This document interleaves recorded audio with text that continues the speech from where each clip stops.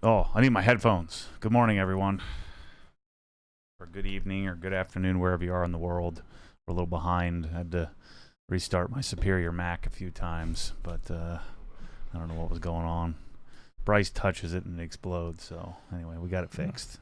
Daddy had to step in and fix the problem. So anyway, did we miss last week? Yeah, No. I was in Seattle. Oh, no, I didn't. You were here, Oh, and yeah. then afterwards you went and saw the house that was for sale. Right Oh yeah, we can afterwards. talk about that a little bit. That'll be cool. The video of that is in the membership program. I don't want anybody yelling at me about that house because that house is a little ridiculous, and I don't think it's gonna happen. So we can talk about that. M5 is now officially mine. That's I was running here this morning trying to get here in time for the podcast.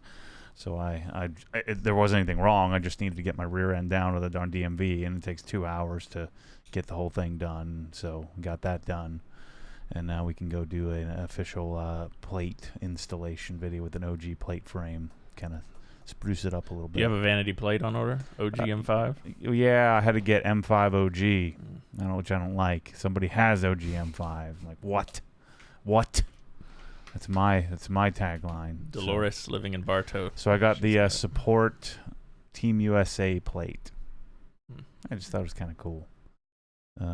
Michelle wanted the Endless Summer plate, so I never listened to her, and I went to get the Endless Summer plate. The last session, the last minute, I'm like, I don't like that. It's like yellow, right? It's like, yellow and Yeah. orange. I'm like, I don't it's want that. I don't want that. A little odd for that car. Yeah, it's like the dude holding the surfboard thing. The Freemasons plate would work perfectly on that car because of the blue and the blue hue to the Silverstone, but I don't want to get. It's like I get hate from both sides on that one. The Freemasons hate it because I'm not a Freemason, and the non-Freemasons hate the Freemasons because of who knows why. And so then I get hated on by both sides. So I don't want to put another sticker on it. So anyway, M5 is mine. It's time to get rolling on that sucker. So what's the first thing? Well, I already put the exhaust on, put a new battery in. Those are two things. I just got impatient to put the exhaust on. I'm going to have to get another exhaust because the exhaust doesn't make any noise. So I'm probably going to do downpipes and see how the Dynan sounds. But I have a feeling this is going to be another exhaust saga. But I've got to detail the thing. So I was thinking about starting that today, but I'm leaving on Tuesday, so I don't really want to rush it. So I'm going to start that project when I get back and take my time and work through it. And we have a bunch of new products to launch on it and things like that. So, or test on it, like H2O Go on the windshield, and then using the the new stuff, the new wheel package and window package and all that stuff. So interior cleaning package. So I'll be doing all that stuff to the car, and making individual videos of that while I'm working through the process. But then the parts start: intake, suspension, wheels, wheel studs, all the carbon fiber parts. I'm still waiting on the rear splitter, the interior piano black trim. I'll be doing that, and steering wheel and all kinds of stuff. So I hate the seats in that thing. I wish there was some kind of. I'd like to try to figure out what I might try to figure out is how to retrofit F80 M3 competition package seats in that car. That would be sick. What do you hate about the ones that are in there now? They're grandpa seats. They're just big, fluffy. I hate them. Like out of a Buick. Yeah, a little nicer than that, but yeah, they're like Buick bench seats. Gotcha. They're just ugh. They got like a little massager on your butt and all this crap. I'm like, I don't want that. It's funny how the cooled seats in my much less expensive Ford Raptor work way better than the M5. They don't really do anything. So yeah. Cooled seats are nice. You got that in Megan's car, the Hyundai Santa Fe with cooled seats. Oh yeah, That makes all the difference. Yeah. That's nice. I bet you the cooled seats in the house Santa Fe work better. Oh, they probably do. Yeah. All right, so we want to get a couple updates. You talked about some new stuff coming to the store. We have a couple new products that came up, and we had videos on those. I'm just going over the videos since last time we spoke here. Okay. And so one of them was glass cleaning and the glass cleaning tools. We had some folks ask about shipping. I think we have a 5-gallon glass cleaner. You want to speak real quick to the shipping as it relates to Hex Plus when it comes to the 5-gallon stuff? Because I don't know. What do we decide there? It's not free shipping on those because it costs $100 to ship the freaking 5-gallon bucket. Right. Yeah. If you want to get a 5-gallon thing, it's basically we can do it. We're just going to send an invoice just for that part of the shipping because it's just so expensive to send it. So yeah, I mean, it's part of the deal. I mean, so we have to exclude certain things. Otherwise, I lose $75 to sell you a $50 thing. So we just have to kind of figure out what makes sense. But in general, if you're a Hex Plus member, we try to get you priority and get you shipping for free.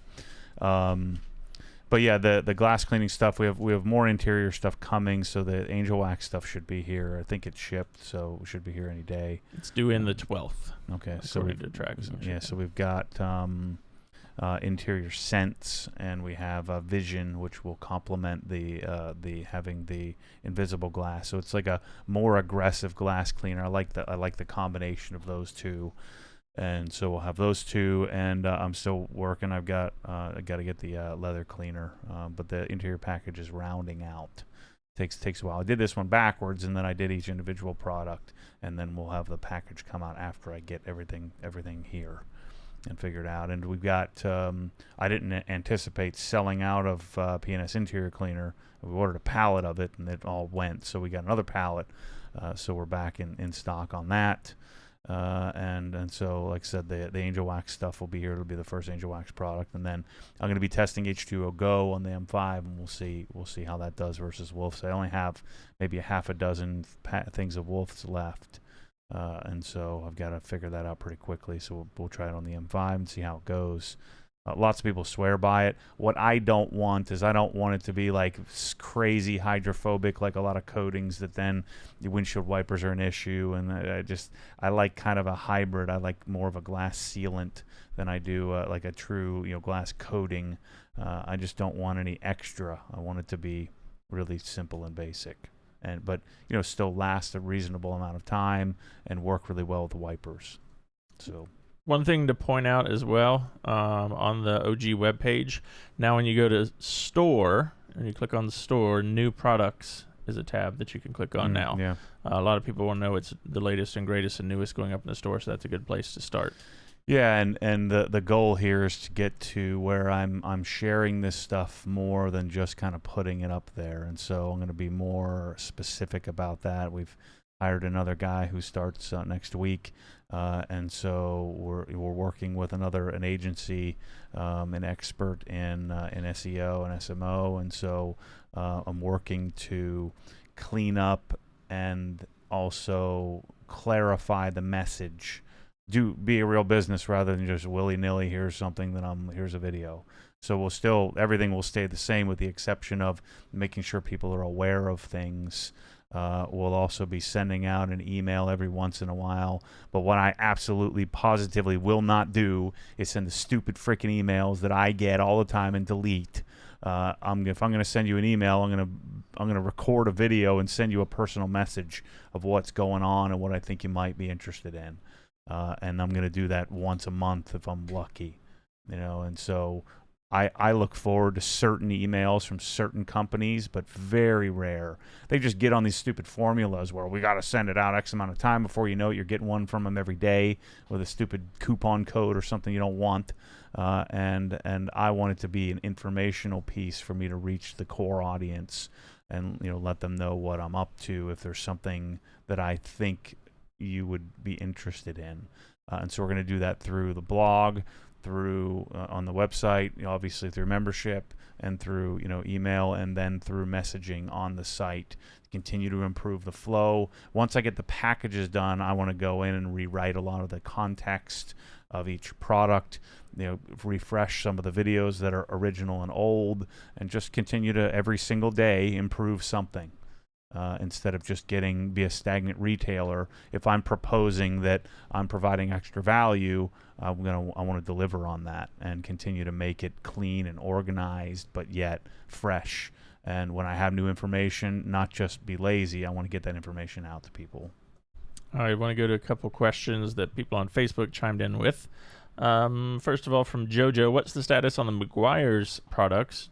Which ones are you thinking of adding to your lineup?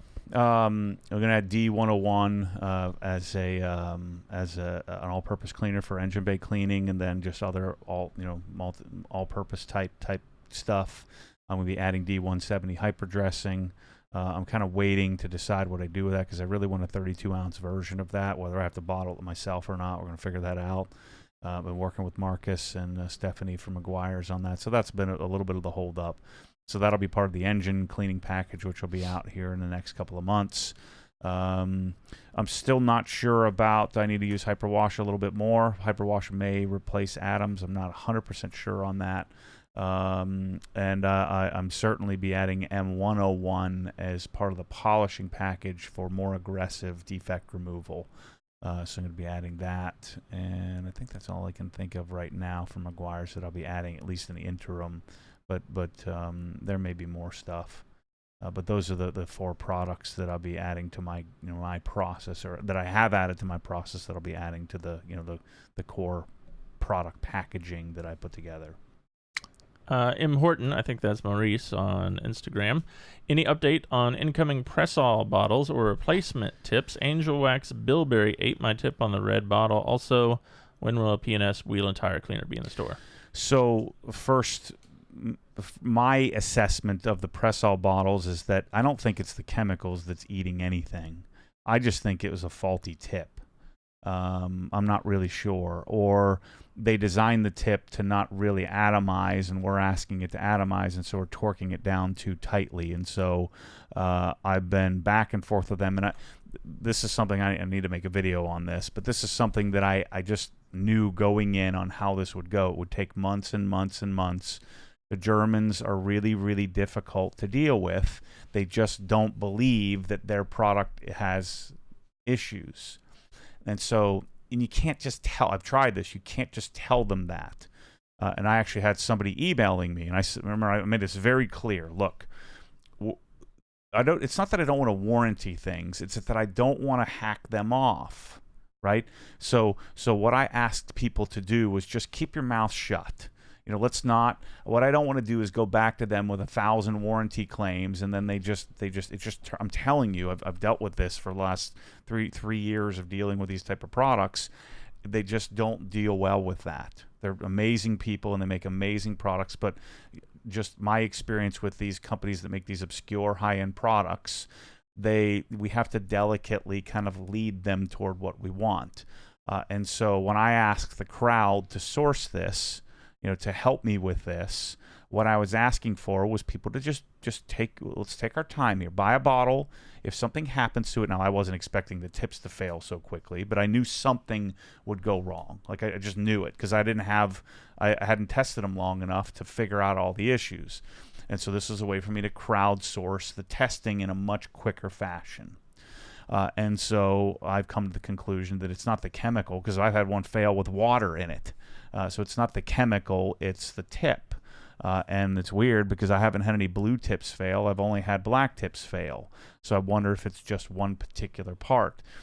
And I think the solution is that they needed to have maybe a smaller orifice on the tip. I don't know, but they've come up with a solution, they say. And so I'm combining that with, they didn't have an option or a SKU for tips alone. So my next order, I'm saying, look, I need tips for people. I'm going to just make them cheap. And again, I asked people to help me fund this, because there's 2 ways this was going to happen. Either we weren't going to have these bottles, or we were. Meaning, if I had to come up with $200,000 or $300,000 to fund this and just throw them all away, I just wasn't going to do it. Instead, if we all spend a few bucks on bottles, and we can kind of crowdsource this. I'm not asking for money. I'm giving you a product in exchange, and then there's a little profit in there for me to pay for my time and risk. What I asked people to do was to not cause a big stink. And sure enough, it's some freaking stupid people emailing the company saying, Matt said there's no warranties on this and my tip failed and I need a new bottle. Like, could I have not made it any more freaking clear? I mean, I don't care about the $5. I'll give you a new freaking bottle. What I don't want you to do is cause problems for the company. don't bother them because you're gonna freaking screw it up. I just know how this works. And so now we're slowly, and it takes them 2 or 3 weeks to respond to everything because they calculate and they think through it. And I've got a lot of other stuff I'm working on anyway, so I'm not pushing them and I'm not rushing them. So I'm asking everybody else to not rush. I told everybody this would take multiple years to get this, and it may still not work. So I mean, you spent $30 on a couple of bottles and one of them failed. Just freaking throw it away. You know how many times I've done that? Like a trillion. I'd be retired by now if I didn't, if I wouldn't have lived my life of just buying stuff and trying it. And it's such a waste of your energy. Just try it. And then that's what I was hoping to find, a few hundred or maybe 1,000 people that were like me that would be willing to give it a shot, and then we'll provide feedback back to the company. And I purposely have kept my mouth shut while I've pushed them and I purposely haven't launched the Google Docs sheet yet because I don't want to unleash the pitchforks yet. Until I can delicately handle and manage this relationship. I've dealt with this with Krenzel. I've dealt with this with Mosmatic. I've dealt with this with the Italians and MTM. So I've dealt with this with multiple companies. And when you're dealing with these obscure companies that are very protective of their IP and their brand and their what they've done, Rupes took them 2 years to say yes to me. I've learned how to not do me, which is to be a bull in a china shop. And so people just think that I'm ripping people off or trying to scam somebody. I'm telling you, there's a method to the madness here. I know what I'm doing. So just chill. And don't freaking send emails to Pressol. I will fly to you personally and kick you in the nuts. You're going to mess it up for all of us. I'm telling you right now, that's what's going to happen. Matt said there's no warranties. You freaking idiot. I told you in the beginning, don't buy the bottle if you're not willing to do this. First of all, don't email me because I told you up front. And so, I don't know how stupid you could be. Now he's emailing me and say, hey, I just found, guess what? I just found this out. I said, you don't think I didn't know that? What do you think I've been working on this whole time? He says, oh, they got a new sprayer design. No crap, idiot. What do you think I've been doing? Gosh, don't talk to them. Yes, they have warranties on their bottles, but if we pursue that, they're going to say, screw it. We're not sending this stuff to the U.S. It's a pain in the rear. We don't want to deal with them. I know how this game is played. So what I've been working on now is they didn't have a SKU for a tip. I'm like, well, how can you not have a SKU for a tip? We need to have tips separate. I've had 1,000 tips fail or 500 tips fail. So I need like 2,000 tips. I'll buy them. I'm not asking you to warranty them. I buy them, but you've got to work with me here. Make a SKU for the tip because I don't want to buy an $8 or $6 sprayer just to take the tip off and throw the sprayer away. The sprayer's no good without the tip. So I think we got an email today or yesterday. I think we've got them. So now they've separated out the straw and the tip so I can buy them separately because that was another thing. They didn't have parts and pieces. So I needed to get parts and pieces, from them, and so they're creating a SKU. So there's a delicate, very, very specific, just like they're very calculating, I'm very calculating, and so just bear with me on this. I'm begging you. And so that's why I haven't gone radio silent or sold people a bunch of junk bottles. The bottles are fantastic, but we're finding some failure points with them, and now we need to fix it. And yet I asked you guys to help crowdsource this, so don't get nutty on me. Just stay with me. I'm not trying to screw anybody. I'm trying to make the best bottle in the world, and I can't do it on my own, so I'm asking for help from intelligent, rational people. If you're not intelligent and rational, and if you're not going to listen to me, don't freaking buy it. I'm telling you. So... I can't say that. I'm clipping the microphone, so hopefully Bryce has the filter on it. So that's the story on the Pressol bottles. Thank you very much. Meeting adjourned. God, so stupid. The second part of that question has nothing to do with that. When will P&S Wheel and Tire, aka Brake Buster, be in the store? Well, I'm going to be pushing Bryce to have it up today. So today or tomorrow. Soon. I made the video. Once the video's done, go. That's why I need another person. I'm getting antsy because I need. There's too much cool stuff that I need to get done. So I need more media people. Mike starts on Monday. I confirmed with him this morning. He's still going to be here. I need to find that part-time camera operator. I need that. Let's see here. I wanted to go to this question. When buying a new car, this is from Jacob on Instagram. What's your process for getting it dialed in? What things do you look for in a used car? What do you think the most important part of getting a paint job dialed in? Well, I stopped worrying about when I'm buying a used car, trying to vet it. I just freaking buy it, and then if it doesn't work out, then I'll just sell it. That comes with snobbery and money and a value of time. So like the M5, I didn't even look at it. I just freaking bought it, and then I'll figure it out. I've learned that I can buy new parts and pieces and have things painted if necessary. The problem is like the M5 or the M3 needs some stuff painted, and I just got to go get that done. So on a used car, what I've kind of learned is you can fix pretty much anything. But I understand if you don't have infinite resources, then you would want to vet it a little bit more. But I have so many darn cars and turn them over so often the biggest lesson for me that I've learned is that I've taken such great care of these cars for the next guy, and the next guy doesn't freaking care. And so, whether I'm giving a car away or I end up trading the car or selling the car, no one even looks at them because they know that I've gotten it to the point to where it's as good as it's going to be. And so I think that you can have some solace in that as well. And so when I'm buying a new car, when I just don't want the dealership messing with it. Just don't frickin' touch it. And you have to really... You might have to palm hundos to people, tell them you'll give them a stupid survey. That is the dumbest freaking system in the history of the universe, outside of the dealership model in general. You got to give me 5 stars or they don't get paid. Like, what about 4 stars? What about 3? What does 5 stars even mean? So you have to assure them, I'll give you 5 stars. And it's really just, I don't freaking care about your stupid process. Just don't touch my car. Because they get so nervous about, they want to have it perfectly prepped for you.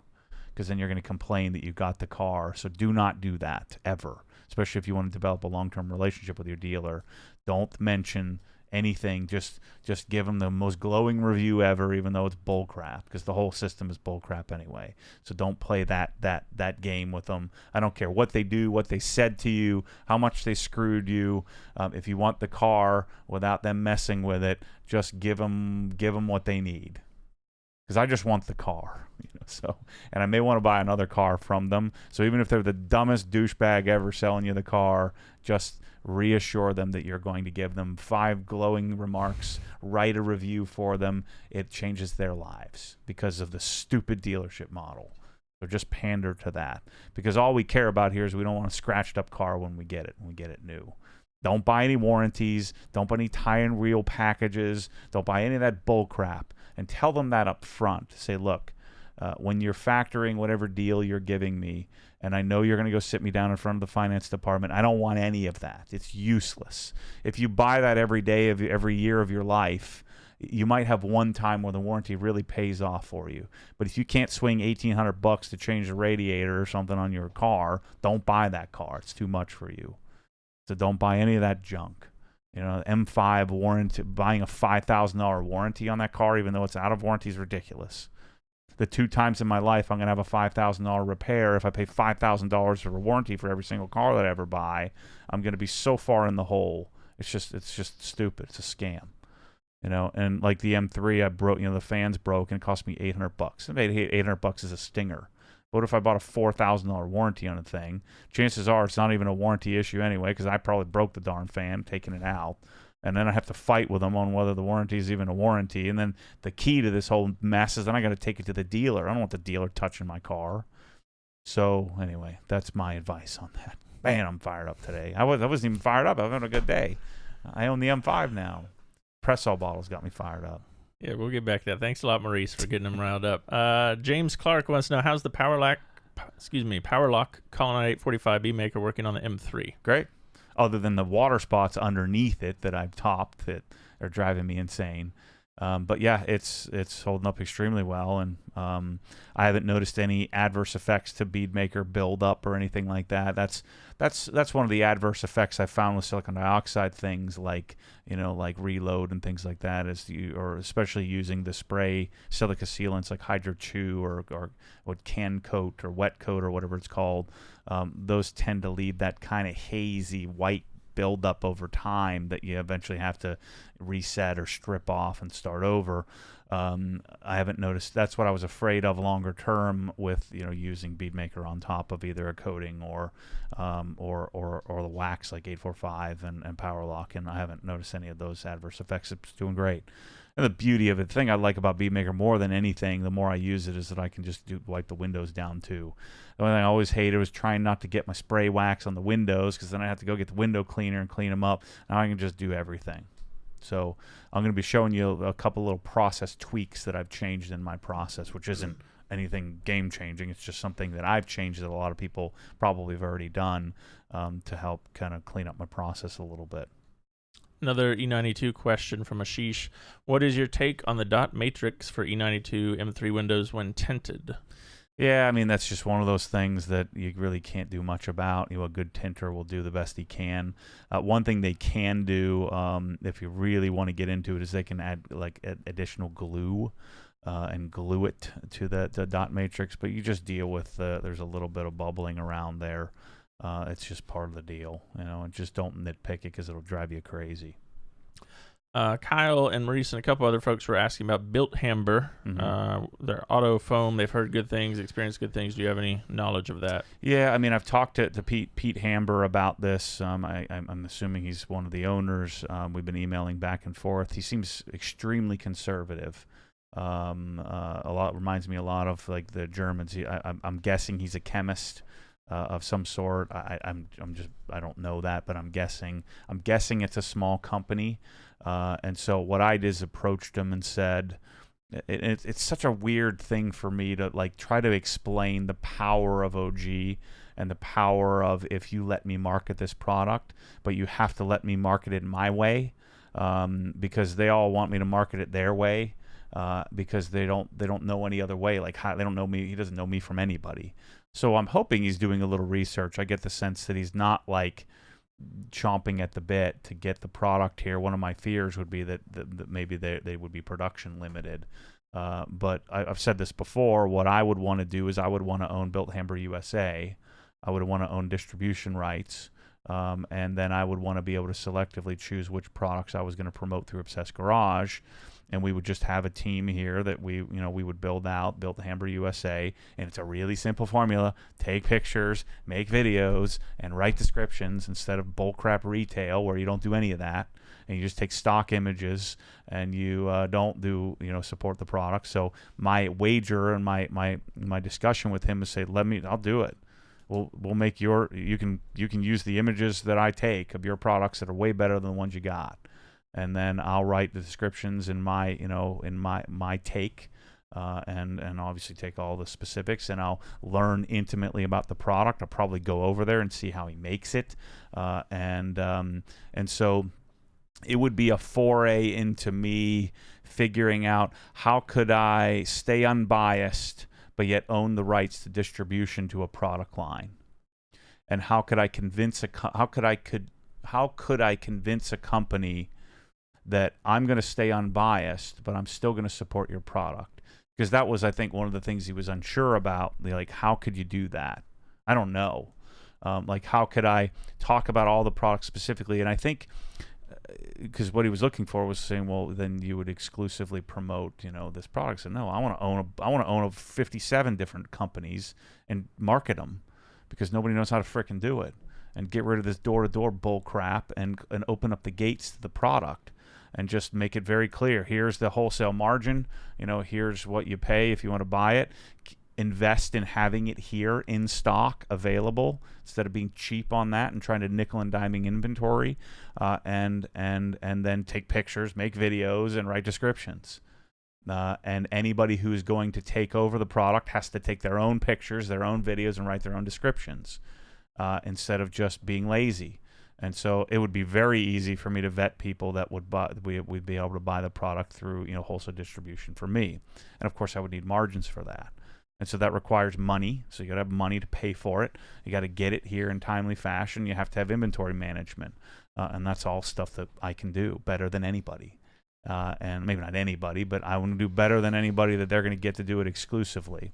And so I'm hoping that he understands that message, because it's, how do you say that without, he doesn't know me from anybody, without me sounding like a jerk, and me, wanting to, dictate here are the terms that I think I would need in order to really market this properly and teach people about the product. And that may even involve me hiring someone where it's not me that's doing the, that's the face of it. Maybe it would be somebody else that was the face of it, but I tell them what to say. I don't know if I could do that or not. It would probably be best for me to be the face of it, because that is my one skill set, to sit there and ramble about the virtues of specific products and why. And a lot of it isn't even about, talking about how it's the best. It's just talking about what it is, and then letting intelligent people make the decision. Because a Bilt Hamber product, you're not going to want to compete with other, highly marketed things. You're not going to be competing with Adams or Chemical Guys or Meguiars. You're not going to be competing with them. You're going to be niche. You're going to be competing with CarPro and Gion and these other obscure companies. And so I want to be able to handpick from that line what fits my process, but also carry the entire line of product. So I don't know. We'll see how that goes. So he said he'd like to make a trip over here. That's the last I heard. So I'll probably follow up with him in a month or so. But I would think this would be something that I would be unlikely to get that bid. I think it would be a mistake on his part if he chose somebody else to do it. But I would understand if he would want somebody working for him exclusively. I just don't think that anybody that's going to do that is going to know how to do that. They just wouldn't know how to do it. He would have more control over that person, but I know how to do it. And so, I've done it look at every company that we've dealt with. And it's simple: take pictures, make videos, and write descriptions. And for whatever reason, most people don't know how to do that. I want to go to a couple notes here in the chat. Finney has an idea for our next T-shirt, a "Kick You in the Nuts" shirt. After talking about flying and kicking people in the nuts, I got to get my zebra shirt, my zebra cake shirt's made. So. And we have a model coming tomorrow to model some of the other new shirts, so those will be up soon. Good, yeah. Our apparel page I hate, and we need to get cleaned up and organized. So I need to work on that. Jamie's coming tomorrow, and Tim's coming next week. Good. D-Man says, "Hey gang, just want to send a big juicy hug your way." That's for you, Matt. Got my Crenslaw yesterday and proceeded to wash both cars. Love it. Everything worked perfectly just like I wanted. Thanks for being so obsessed. Awesome. So that's good. Dallas O he gave us some super chat money and said, "No question, just enjoying the addition to the Angry Matt compilation." Yeah. Keep paying me and I'll keep ranting. I like that. I like being paid for anger. It makes me feel like I'm doing something good in this world. One of my favorite chat names here, FattyButt96, who may or may not be related to this question from Facebook, Wayne. Do you have any experience with M2? We know how you feel about 1M, M3, and M5, but have you driven an M2 before? No, I've driven an M235i, not an M2. I've had plenty of opportunities, just haven't gotten in one. If I was going to do it, I'd want an N55 M2, not a competition package, fart machine M2 with the diaper hanging off the back. Yeah, I think it's a cool car. I think I'd really like it. I've ridden in several of them in passenger seat. I just haven't driven it. They're really, really stiff, which I kind of like. I'll probably own one at some point, I think. And that's a car that I think I could see myself owning, for a while. It's so similar in size to the E92 M3. But yeah, if you can have a relatively unproblematic, like a 2018 N55 car, there's all kinds of cool aftermarket stuff you can do to it. So, and again, I could see myself getting one. I tell you what, I have been looking at is there's which I'm just not ready for that yet, but there's a really slick, modified I think it's a 1994 RS America. No, not an RS America. I think it's a 964 RS, Carrera 2 RS, which I don't think they call RS America. My Porsche knowledge is not so great, and back in the old stinky old days.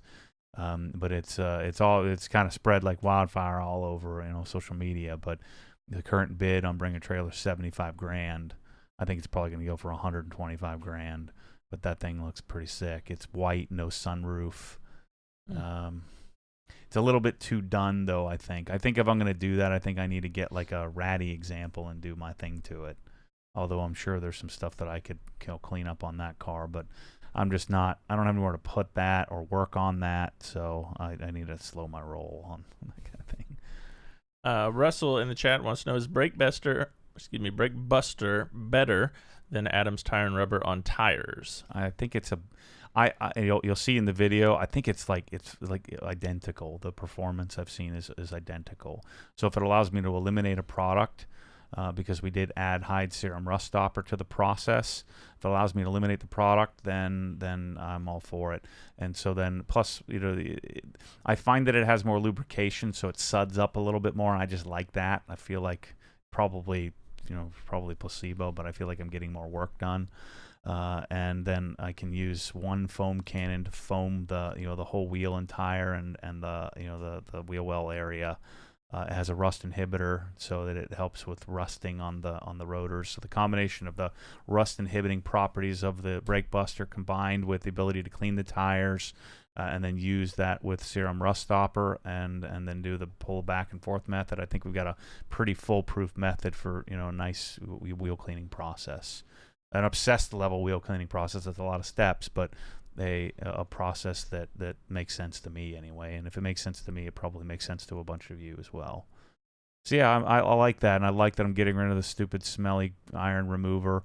If you find that you're having iron buildup on your wheels, which I don't think you will, especially if you coat them like I suggest, then you can always just grab your Iron X and hit them once a month or once a year or once every 6 months or whatever's necessary with a more concentrated iron removing solution. So that's my philosophy change there. And this has been my plan from the beginning, was to, as my philosophies change, to build the packages around that and have 2.0, 3.0, 4.0, 5.0 and infinity. It helps me from a business perspective, and it gets me the opportunity to sell new product when I discover new product. But it also it's just a way for me to provide solutions to people in the fashion that I use them. There's no fluff here. It's what I'm using. Sometimes something like Griot's window cleaner, I decide to add that to my package. I can't get it, and it forces me to reassess and decide if I'm just not going to sell glass cleaner or if there's something that I'm missing. So sometimes it's good, sometimes it's bad, but that's kind of how it works out. And you mentioned it briefly, but Eric on Instagram is asking about rust stopper, so that is coming to the store soon, correct? Yep. Yeah, I made the video yesterday. Bryce is hopefully taking photos and creating the product. It takes us a good 8 or 10 hours to create the product, get it inventoried, get it measured and weighed and set up for shipping, and then photos and descriptions and all of that stuff. So it's here, it's videoed. I talked about it. I'll have more in-use videos coming up here. Hopefully this weekend I'll shoot some more videos. So over the course of the next week or so, we'll be rolling out a wheel and tire package 2.0. Problem is, I've got a boatload of Atom stuff, which I still love. This is fantastic. I just like the Brake Buster better. And so we've got what do we have that in the store at 20% off, just because we have hundreds of gallons of it that I'm going to be stuck with. That I'm sure this is a great product. So I don't like marking anything on sale because I think that devalues it, but they mark it on sale all the time. I just don't have the margins to do that because they don't give us great margins. So we're going to end up, kind of taking if we factored in what it cost us to ship it here, I'm probably going to lose money on it. But anyway, we need to get that out of here so we have room for the next, stuff. So that's wheel and tire cleaner, and rubber and tire, and then the wheel cleaner. Wheel cleaner, sorry. Both 16 and gallon. So go in the store and buy it up for me, please. Stock up. It's great stuff. I mean, it's not like you're going to take a Brake Buster and it's going to change your life. It's not. There's no such thing as that. A Krensla will change your life. in the pressure washing realm. But but even that, still you'll have leaks and squeaks and work. You have to work. You have to work in this life. That's the way it goes. MB is Frenchy. Super chat here. Do you have a suggested wheel cleaner for diamond cut wheels? Yeah, Brake Buster. I don't even know what that is, but I can pretty much guarantee a Brake Buster will be just fine. Let's see. Dallas O, another super chat. Chris and the budget just flinched when you were talking about the Porsche you want to get. Yeah, I already did that with the bike, and then unfortunately you saw the Dundon invoice, I'm sure. Yep. Don't worry, I got a spreadsheet going, so when we look around, we're like, where's all the money? I'm going to print it out just so here. This is where it is. Shoot. I'm trying. Let's see. I want to go to a question from, this is good, we balance each other out, kind of. Yeah. Is it possible to put English subtitles in some of your videos, the ones like the Dundon Motorsports Tour? I don't speak English as my first language, and the background noise make it very difficult to understand sometimes. I don't want to miss anything because those videos are awesome. I don't know. Does YouTube have a subtitle option there? I thought it did. I'm not sure. I think so. I don't know that it's always 100% accurate, but it's not something that I can do. I mean, I could, but it would cost thousands. I mean, it would require a full-time employee to do that, especially doing 40-minute long videos. But I think there's a closed captioned thing on Google there that apparently there isn't, or else he would probably know. But yeah, I don't know about that one. I can't do it. I mean, the amount of money I make like $3,000 a month on YouTube. I mean, it would cost me $3,000 a month just to put subtitles in it. So, and that wouldn't get me anything else. I'd get like 15 more views. There was some guy who was pitching me the idea of putting Russian subtitles so that I can reach the Russian market. I said, well, how many people is that going to be? I'm going to get like an extra 250 views, and it's going to cost me $300 a video. I make $30 a video, so it just it's not something I can invest in, or it just wouldn't be a solid return on my money. If I had millions of subscribers, maybe, but I don't, and probably never will, with rants like I just went on. Even though some of those Adams products are leaving the OG store, do you see yourself carrying any more of their products? Sure. Yeah, absolutely. I mean, I still have the clay bar and the foam blocks, and I'm sure as they come out with new stuff, I need to try out the Mega Foam before I make a decision on soap. So I mean, yeah, I love the products. I mean, I love the chemicals. I don't love like the pressure washer. It's just the cheap. It's just like the other cheap pressure washers. I don't hate it, but I just like I don't hate Sunjo for what they're trying to do. I just don't like that pressure washer, and when I'm out there sweating my balls off out there messing with these stupid things, or freezing like we were in this winter, I'm not going to be a happy camper. And I think that in order to show people who I am, I'm not going to fake it, dance around and smile at the camera just for you. I'm not doing that. That's stupid, because you'd see right through that. So I didn't treat the Adams pressure washer any worse than I treated any other stuff, but I don't like it. I don't know why they do it. I wouldn't do that. I mean, but their chemicals are great. I think the risk of selling a crappy pressure washer like that is what happens if your customer buys that pressure washer first, and then they never give your soap a chance, which is fantastic. So I'm considering Hyperwash because it seems like it's a little bit better, but it's like such a toss-up that, I mean, I've done this many times where I keep coming back to Adams soap.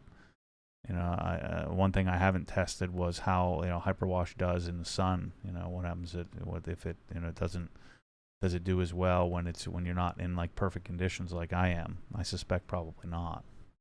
That formula they've been working on for years. I mean, in the beginning, that's all that Adams focused on was their chemicals. And whether they were private labeling it or not, they were working with whomever was making the formulas to make great stuff. And I think they'll continue to do that. They have more resources than they ever have, so I think they'll continue to do that. And I talked to Derek about the CEO about they're investing heavily in coatings, so that gets me excited that if they I think they're behind the Japanese and the Koreans, and I don't know if they could catch up, but they have significant resources now with the amount of sales that they're doing. And part of the reason why it's kind of like Porsche coming out with I understand why they're launching a cheap pressure washer and a crappy polisher. You know, they need to maintain certain margins in order to make it realistic, and their customer base isn't going to pay $450 for a Rupes that they only make 30% on anyway. And so they need those products in order to buy an advanced weather testing machine in order to make a better product. So there's a calculated risk there on every product that they launch. And so I get it. It makes perfect sense to me. And that pressure washer sucks, but I mean, how are you going to go and make a bespoke pressure washer? It would cost millions. It just, as well as they're doing, they wouldn't make a return on that. So, and how are you going to beat, some of these pressure washer companies have been doing it 100 years at their game, or they may be able to beat coating companies at the game, may or may not. So, anyway, that's my take on it. So, and I knew this would happen, and maybe I should be a little more PC about it, but I don't have any ill will towards Adams at all. In fact, I'm a freaking Adams super fan. I always have been.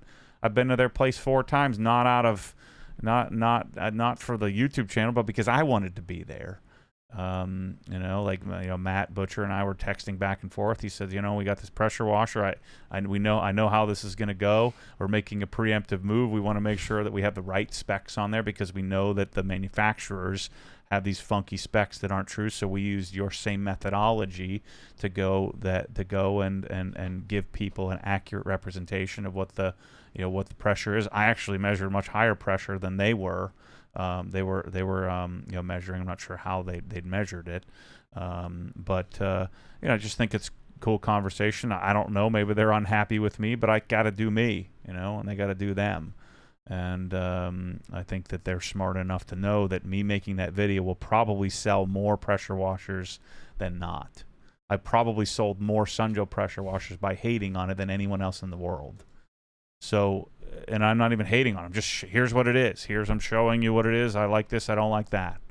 I don't like any of it because it's cheap, and that's, but just because I like it doesn't mean that somebody else can't use that information to say, you know what, I get why he doesn't like that, but that doesn't matter to me. But I at least now know. I know what it looks like inside.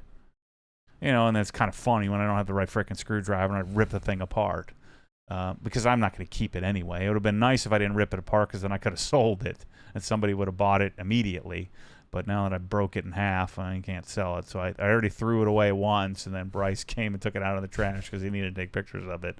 So that was, $300 down the drain. I bought it. They didn't send it to me. I bought the thing. And so I forget what your question was, but something about, you having Adams, chemicals. I'm not replacing. Yeah, I'm not replacing the wheel cleaner because it sucks.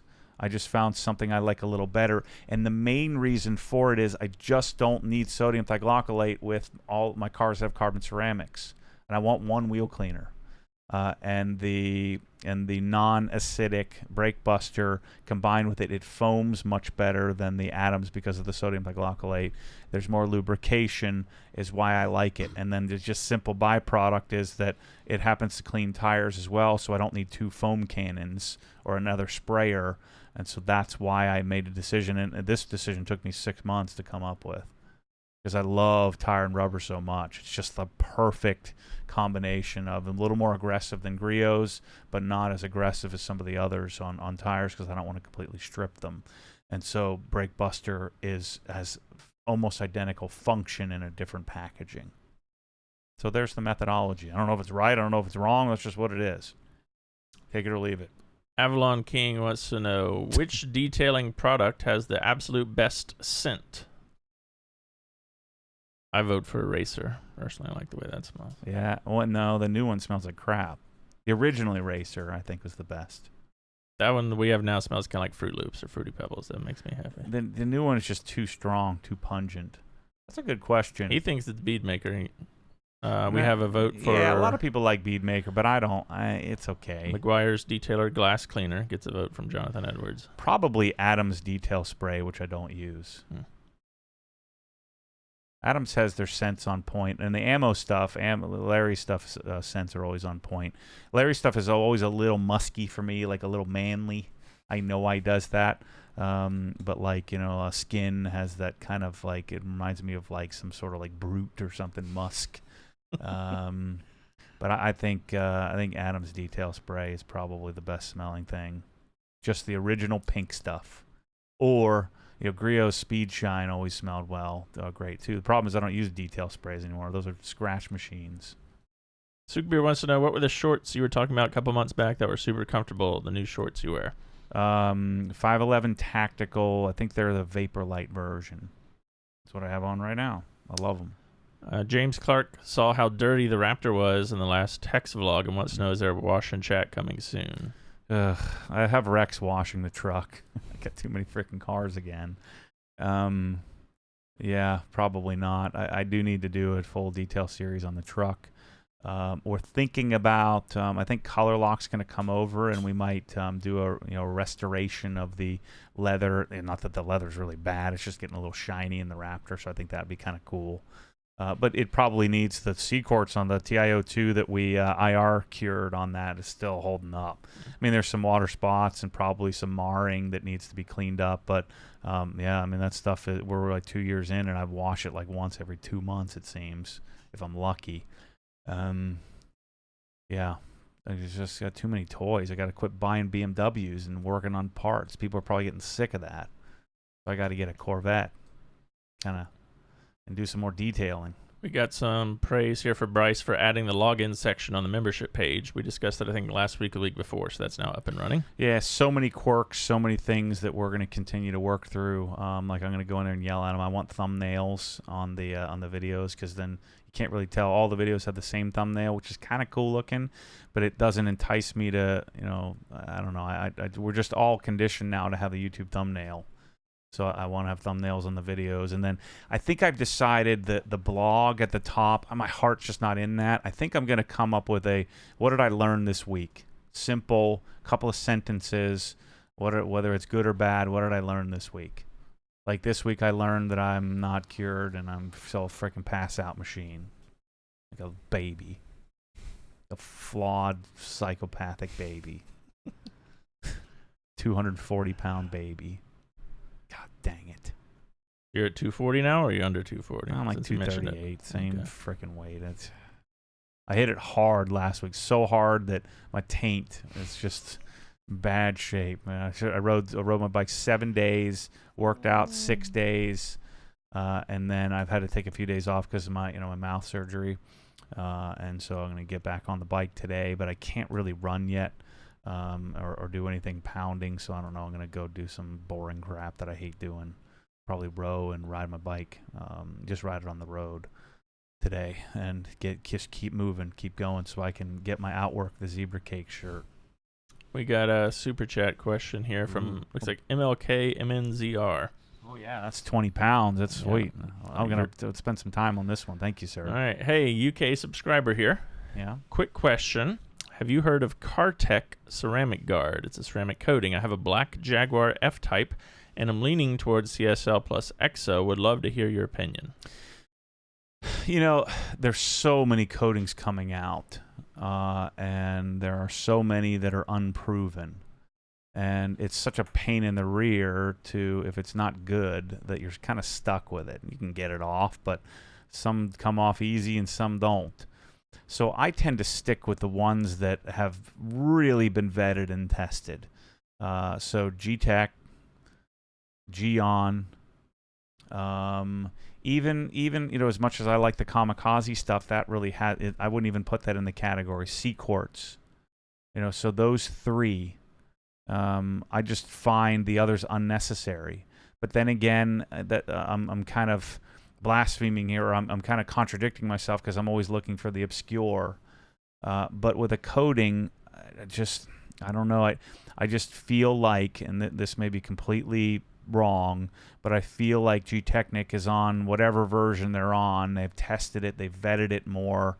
Geon, same thing. Geon, I put Geon well behind CarPro, because CarPro got from what I understand, Geon and CarPro stuff are made in the same Korean factory, so they share a lot of tech. They share a lot of chemistry. Geon has just done a better job marketing the product.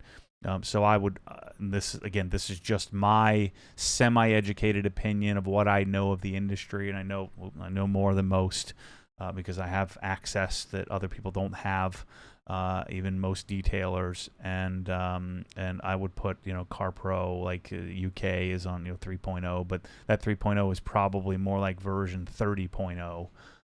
So I tend to err on the side of I just really like the G-Technic product. I like how it reacts and how slick it is.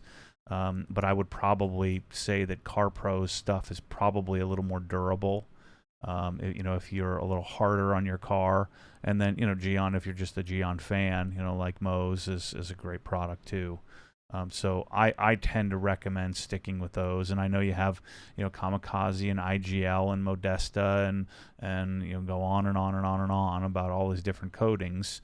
But that's been my choice in this particular case, and that's my methodology. Is they're on a much further advanced generation.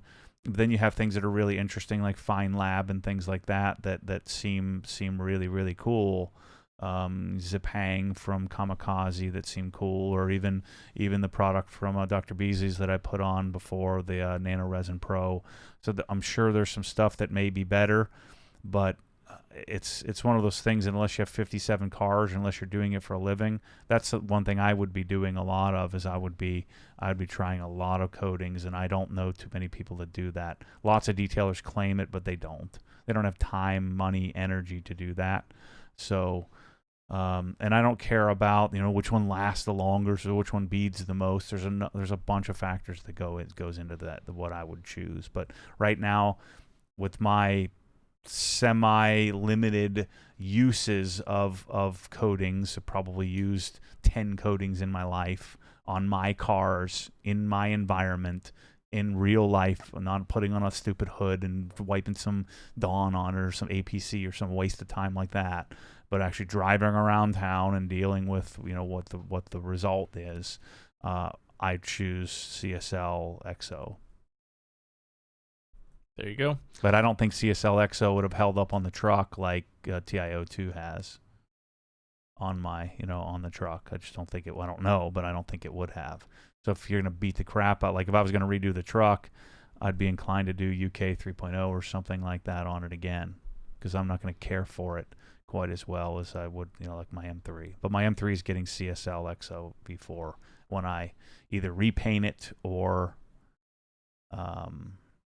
just de-water spot it. Eric Garcia, love the Drivers Club episode on the YouTube channel. Any future plans for OG to build a facility like that here in Florida? Not like that, but to build a facility of that ilk, hopefully. I mean, now that was a $26 million facility. I think that I would like to have something of that size and of that kind of thought process. We would have more, obviously more production going on and more stuff going on in it, so to have more in there. But the, like the security in the doors and just the thought. So take Doug's effort and thought into each individual part, and I want something like that for people to, and I want it to be open to the public. I want it to be open for people to come and visit and see how we're putting things together, whether we're doing light manufacturing, t-shirt printing, obviously packing and shipping and product curation, but I want to have multiple facilities that make up my destination, so that people have a reason to come to. And I will have a giant sign on the front because I want it to be available to people to come in. Again, I've said this many times that I go to Discount Tire, I don't want to sit in the waiting room. And don't give me this crap about insurance. I'll just get a different insurance policy. That's the oldest line in the book. Well, liability insurance. Well, what the heck's going to happen if someone walks in and a box falls on their head? I'll have insurance for that. The box isn't going to fall on their head. If it does, then so be it. Stupid. I want to be able to come in the back.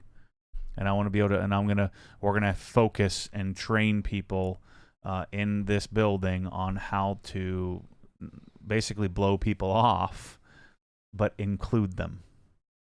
So when they're packing, shipping, assembling, that Mike Figuera comes in and is first time visiting, and Mike has some self-awareness because he's not a freaking idiot like most of the people that come here, and they know when they've overstayed their welcome, and they come and they just they see Ted over there assembling a wand and gun, and they start handing him fittings and kind of asking him about his life and how he's doing and if he likes it here or not, but doesn't require Ted to stop. And I'm going to train both the customer and the worker how to do that. And tell me that I can't. Go ahead. I dare you, Chris. Tell me I can't do that. You can't do that. I will do it.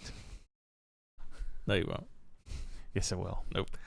Do you care much for deep interior cleaning, such as steam cleaning?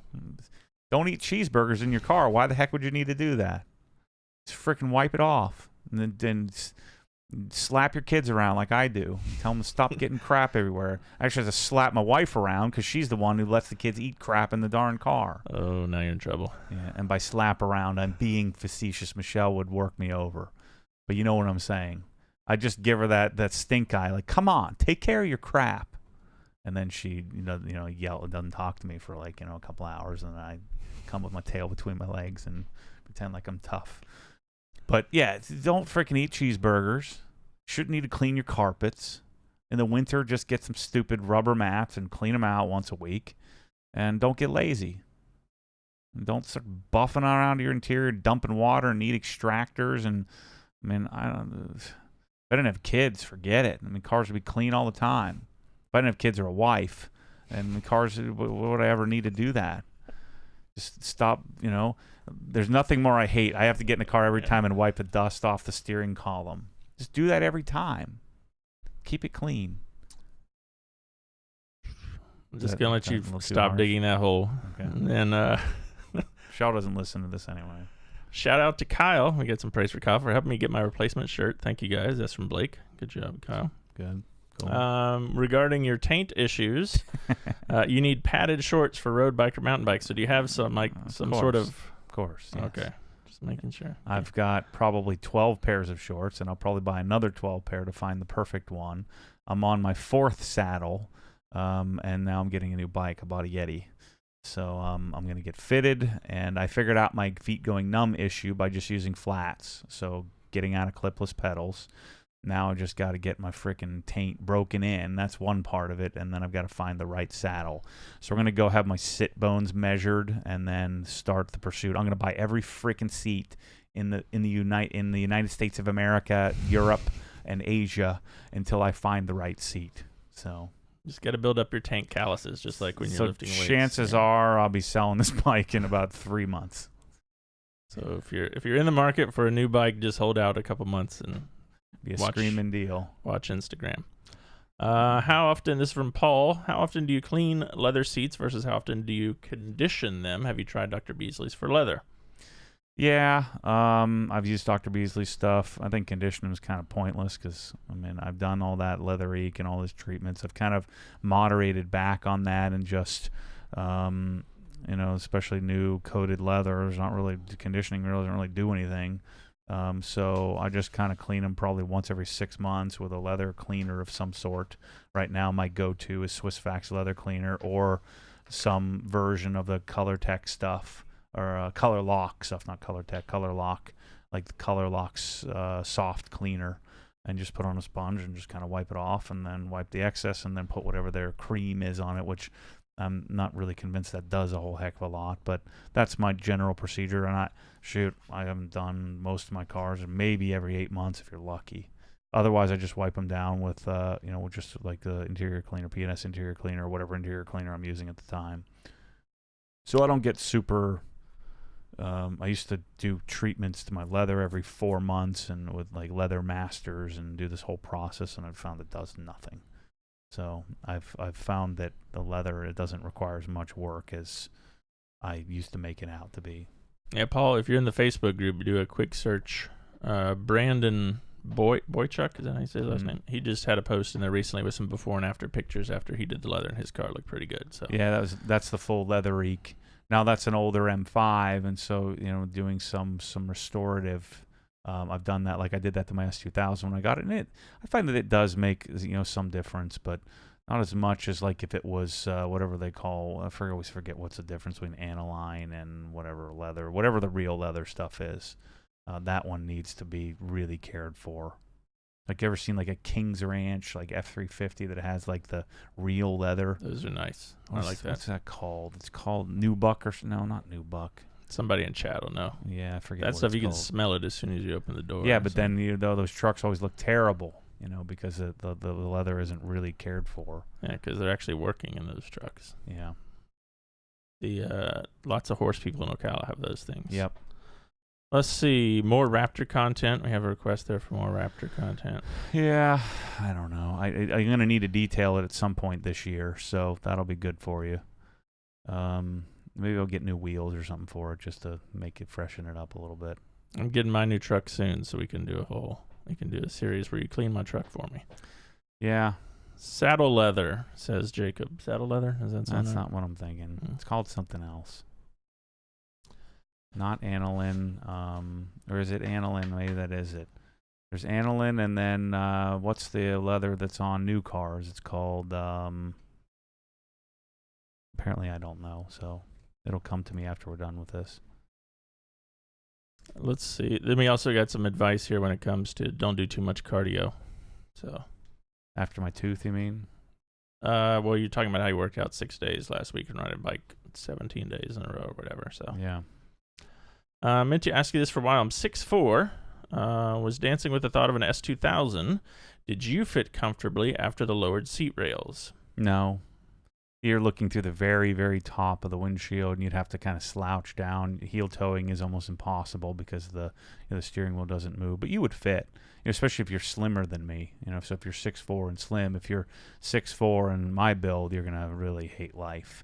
But I know I have lots of buddies that are big dudes that have had that car, and you just deal with it. But it's not going to be comfortable, that's for sure. Not uncomfortable, but not a comfortable experience. Looks like Bryce chimed in the chat here. Aniline or aniline leather? Does that sound right? Yeah, I think that's what you'd call real leather. Nubuck, top grain. Any leather kind out there is being named, so it's got to be one of those. Yeah. I wanted to bring this up to you here as we're getting getting close to the end here. So this, every once in a while, I have to search emails to go find something, and this one popped up from March 26, 2014. Mm-hmm. So 5.5 years ago, from your buddy Mark Wolsonovich. Uh-huh. He emailed you about car washing. Yeah. And so you sent him this 2-page response with everything that you use. So this is like before Interesting. OG. So I wanted to go through and just get your thoughts here, because some of your things might change. You have wheels, then you list them, tires, etc. So wheels, Sonax Full Effect Wheel Cleaner. Yeah, I used that for a number of years until I discovered Nexet Color Tech. Actually, I talk a lot about that in the launch video for the Brake Buster. So Full Effect. First, it was Grio's green, and then Sonax Full Effect, which I never really liked. I liked it because everybody told me I was supposed to like it, but I just did. There's no lubrication at all. And then Nexet, and then Adams, and then Nexet again, and then Adams again, and then I had some Grio's heavy duty in between, and probably 7 other wheel cleaners in between that. In one point, I used glass cleaner on the wheels and thought it was wheel cleaner for a while. That was a funny one, and now we're on Brake Buster. All right, so you told him to get a 500 milliliter bottle of that, and then also an extra gallon. Yeah. Grio's lambskin 4-finger mitt. Yeah, that was what. Now we have the, they did away with wherever they were buying that, and then I was using Lake Country for a while, which really wasn't very good, and then I found the originator, which is FlexiPads. All right, so that's still... So I brought that over to the U.S. That was a huge hit when we brought it over here. It sold thousands. Still sell lots of them. Yeah. It's an amazing product. Uber lug nut brush. That would have been Detailer's Domains brand, but that's just a boar's hair, brush with lug nuts, which now I use the Race Glaze XL. I like having a bigger version because lugs are pretty easy to clean. Easy detail brush. Yeah. Still sticking with that. And Hyde's rust stopper. Yeah. So with that, so the wheels got a little bit of change. Yeah. For tires, Adams APC. Yeah, which never really worked very well. And of course, we used Adams. So I transitioned from Grio's to Adams because I'd kind of gotten off of Griot's and was really high on a lot of Adams stuff, and then transitioned from back to Griot's Rubber and Tire, and then when Adams came out with Rubber and Tire, I moved to that. All right. Griot's tire brush. Yeah, that thing was never very good, and I eventually it's kind of rounded one. You'd always hit the wheels, and it was really hard to hit. You'd hit the fenders all the time, and that's when I discovered the Tough Shine brush. Probably not too long after this. All right, Adams Super VRT. Yep. So this was 2014 March. I probably a month later discovered Pearl, because that's when I was journaling my Carrera S on. I started journaling my Carrera shortly later after I went crazy, and transitioned to Pearl based on the recommendation of a forum member. Said, "Look, you got to throw that away. You're missing out on Pearl." And then dressing blocks, which those are the same thing I used today. Yeah. All right. So washing Grit Guard 2-bucket system. Yeah. So you're now we have a $300 version. This was before I bought 27 buckets and then came out with my crazy bucket package. Adams car wash pad. Buy 2 of them, you say? Yeah, which we transitioned to the Microfiber Madness pad after I scratched my GT3, and that may or may not have been the culprit. Griot's Bug Mitt, I still use those. I don't have those in the store, but it's like a little yellow, I forget what you call that, but it has like a mesh, like a little mesh mitt. I still have those if I ever needed to, but with coatings and the toppers now, I don't find the need to use that anymore. Adams car wash soap. Yeah. With an extra gallon of that. Yeah. Drying, you got Adams Great White drying towels. Yeah. So that kind of like what we have now from the very similar. Yeah, very similar to the the big Dry Me a River towel from the Rag Company, which they've designed and redesigned again. I think they'd gotten those towels from the same place. The Rag Company and Adams. Adams detail spray. That's what you mentioned earlier. Smelling really good, right? Yeah, I was a big detail spray user or wannabe user, but I never really used it other than as a drying aid. So after drying. And then you added up the cost for them here.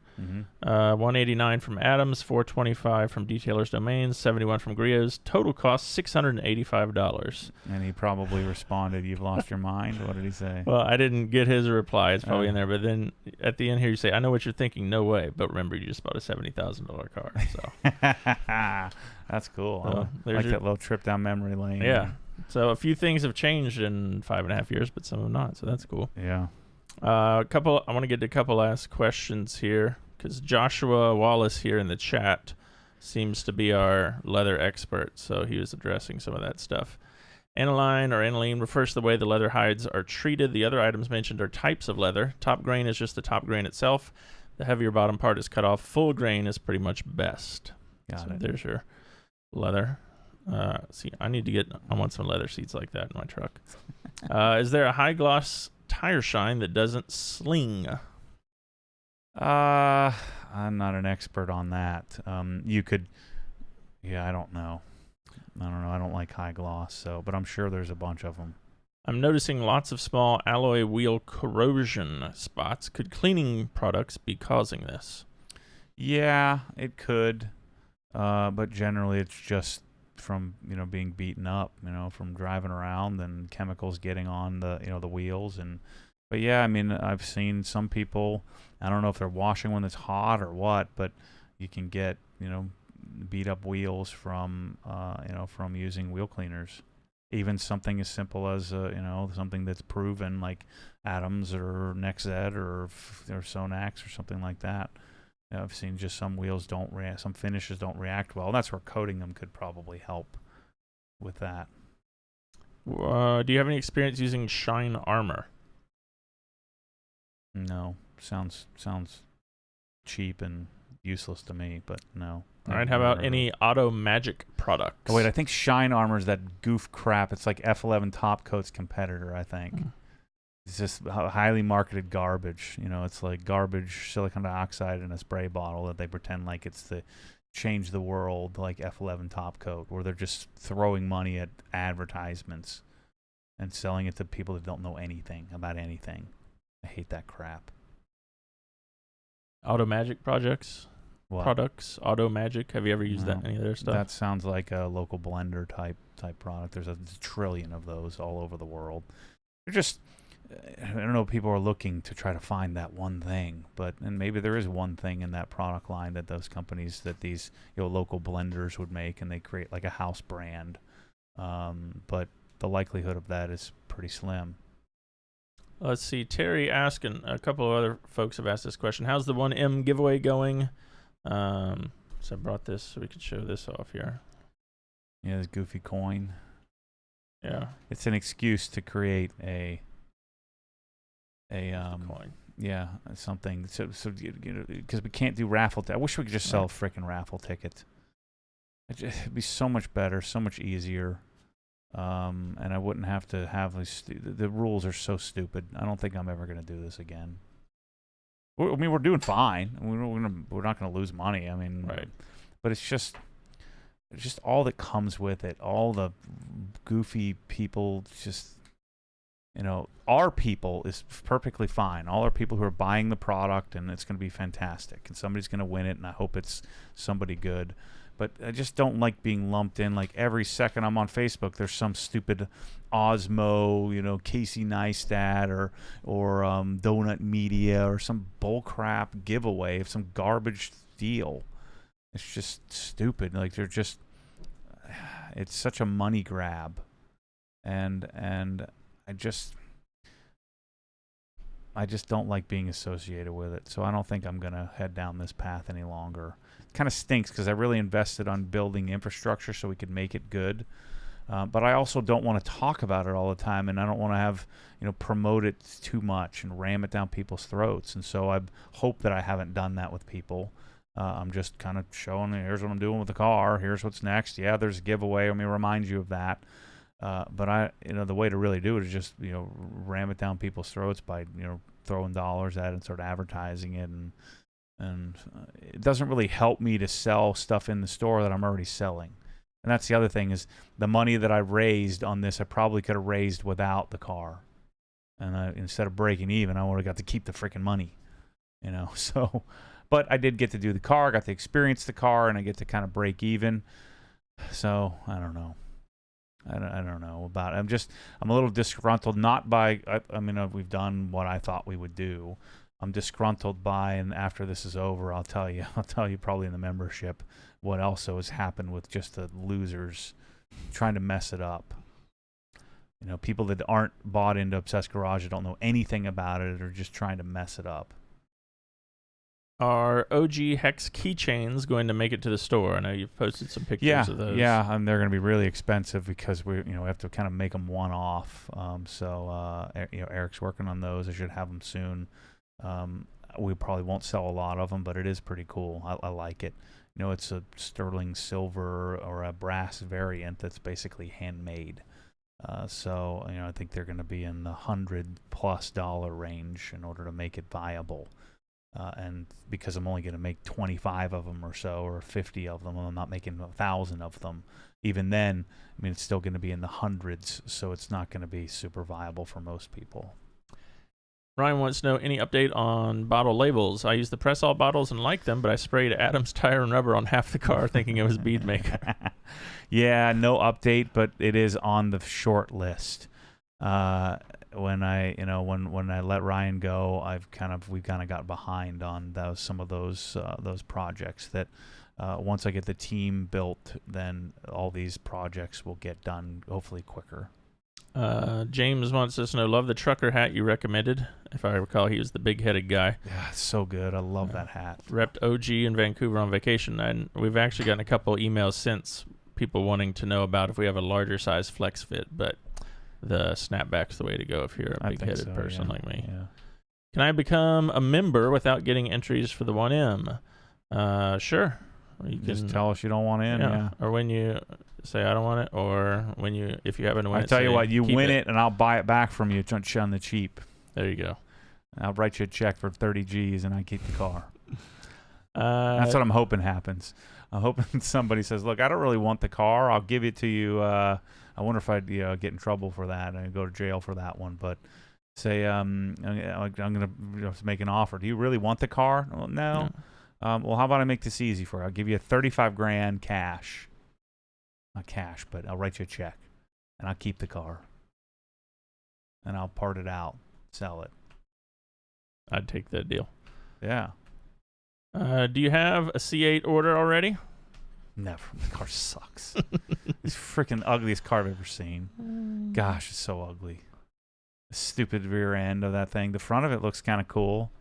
But what are they talking about? It's $495 for 60 grand. The car's not going to be 60 grand. It's going to be 80 to make it halfway decent because you're going to want LT3ZJYN. And who the heck's going to buy a base Corvette? Nobody. Dealers aren't going to spec a base Corvette. So stop this nonsense about it being 60 grand. It's not going to be 60 grand. It'll be 60 grand not too long because they'll be discounting them 15% off when nobody freaking buys it. I don't know. It's just whatever. People get so excited about cars. I guess a lot of people get excited about cars that can't get cars. Maybe I'm not as excited about cars now because I just buy whatever I want. But yeah, I have no desire for a C8 Corvette. I'm not saying I'll never get one. If it's great, it's great. But I certainly don't want to get in on paying extra for a Corvette. You want to buy a Corvette 20% off or 50% off. Because it's going to plummet like a rock because they're going to make 1 trillion of them. But yeah, it's close. And then they put a Camaro rear end on the thing and messed the whole thing up. They should just make it look like an NSX like they were heading down the path. And it would have been great. But no, they had to mess it up by making it ugly. So, good luck with your C8 Corvette, people. Just know that I'll be laughing at you because the thing's hideous. We'll go one last question here before we wrap it up because I'm getting hungry. Luke Testaferrata Moroni Viani on Facebook. He has a lot of names. Are there any plans to have a European warehouse for the OG store or at least have orders from Mosmatic shipped directly from there? Probably not. I mean, maybe someday, but probably, not at this point. I get an offer every single week, maybe sometimes almost every single day, of some kid who came up with this genius plan where he's going to be my partner. You would have no chance of being my partner. There's no way I would run you off. You'd jump off the roof head first. I just wouldn't be the guy, and no more partnerships for me ever again. So if I was going to do that, I would have an employee and I would build a distribution warehouse. And I think that's very realistic. So realistic would be a West Coast type operation in a place that I would want to be at sometimes. But I mean, that's if we're doing like $100 million. So we're nowhere near that. So someday I think it's possible. The other question is, even if I got there, would I want that? If I'm making $10 million a year or $15 million a year, would I even want to go there? Probably not. But if I have the right people and it doesn't no sweat off my back, maybe. So yeah, I mean, I guess I could see it, but I don't really understand the European market, and I would have to learn it, and I don't, I just told you I wouldn't want to partner with somebody on it, so I would have to go figure it out on my own, and the question whether or not I have the energy to do that. But it's a very valid question, and it would make a lot of sense because I do have a lot of European, supporters and people that are interested in an Obsessed Garage level thing. But I'm not going to say never, but at this point, it's not in the interim plans. Would you say a West Coast would be more viable than a European? Yeah, I think so. And it would coincide with a place that I would want to own a home. So I'd have to be rich enough to own 2 homes. And it would have to be a place like, I'd really like the Pacific Northwest. I thought that was a cool place. Be in Florida in the winter and be there in a couple of months in the summer or something like that. I don't know. Who knows? California's super cool, but you wouldn't want to have a business in California, that's for sure. Lots of taxes.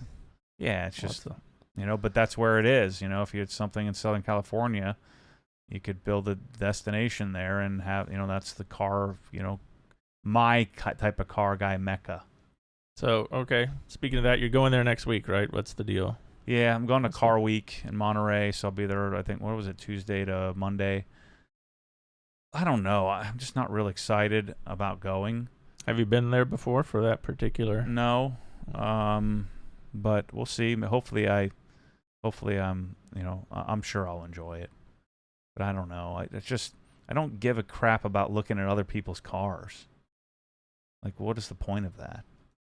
And there are no new cars that I give two craps about, other than a GT3 RS, which, you know, I know all there is to know about that. All I would want to know about it.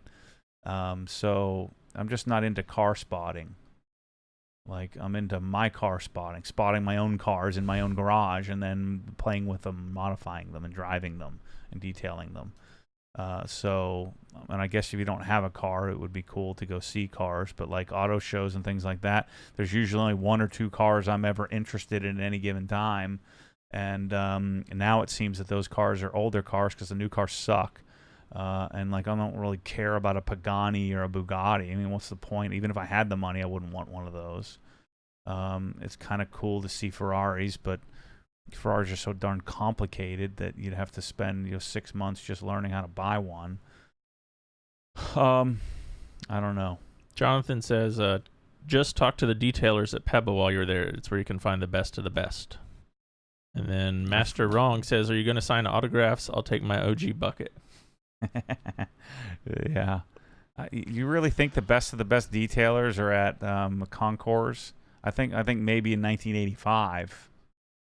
The best of the best detailers that I know don't do Concours cars. So, I don't know. Maybe I'm wrong. I don't think, Paul Dalton, I think, is retired. And, I think that, I don't think that the people that I know of that are modern great detailers, but who knows? Maybe there's a lot of people in that game that I don't know about. They're still using the 3M 3-step system, with a rotary. But it'd be interesting to see. It's something that I don't have any experience with. I don't know if I'll have fun walking around looking at other people's cars. Apparently, my boys at P&S are going to have me washing other people's cars, which I'm not really excited about. So something tells me I'm going to be shooting a lot of videos, interviewing the guys instead of washing other people's cars. It's just not my bag. I don't even like washing my own freaking cars. I like the gear. I like shopping for the gear and building a wash bay more than I like using the freaking wash bay. But yeah, I don't mean to get down on. It's cool to be able to go. I'm just kind of traveled out this year, and so what I'm most looking forward to is getting the trip out of the way. Which this makes me a psychopath, because every other human would be super excited to go take a week away, on vacation in Monterey. I'm staying right in Cannery Row. In a $500 a night Holiday Inn Express. That's the other part. That's the part that I'm not so excited about. I'm going to be staying in a freaking Holiday Inn for a week. At least it's hopefully decent that it's on Cannery Row, because I didn't want to have to drive around. So I should chip her up and say, I'm excited to go. Shoot, I've got to get on it, see if I can get press credentials, and I don't have to pay $700 to get into each one of these things. I got to figure out what my itinerary is going to look like. I mean, Meguiar's will get me into some stuff. P&S will get me into some stuff. I'm going to do McCall's Motor Works Revival, which I'm excited about that. I think that's going to be really cool. And it's going to be cool to see hang out with the Detail Mafia guys. And I'm more about the people, and hopefully meeting some people, getting that Mike will come down. My friend, Mike Figueroa, you guys see in the videos, he'll come down and hang out. That's what excites me. Like when we did the Pacific Northwest tour, I was more excited to hang out with the people than I was to do the driving and to meet the people at Dundon. Go up, we got a little too personal. So even though I shot a video of the tour, it wasn't worth the risk to Tim to launch that video. So I told him, look, let's just scrap the video, because he gave us an inside look into the company, and we just didn't want to get him in any kind of trouble. I've learned my lesson on that with my own business and sharing too much. So anyway, I'm hungry too. So yep. All right, last question, because this also came up in the comments on the videos I watched this morning. Is there more to that Dundon tour? Is there part 2 or no? Because that seemed to be a very popular video. Yeah, that's it. That's all we got into. Okay. We were kind of pressed for time, but yeah, and I'll have more with Jamie. I'll be buying the plenum and the exhaust, so putting it on. I'll probably do it at Titan, because it's a little above my pay grade of dropping the engine and stuff like that. So I'm just afraid of messing up my car, because I've got it all dialed in the way I want, but 50 horsepower, 45 horsepower is cool without a tune or anything crazy. Anyway, that's the story. We'll catch you on the next one. All right, see you guys. I guess I got to get up and turn it off, because Bryce isn't here. Yeah, let me turn it off.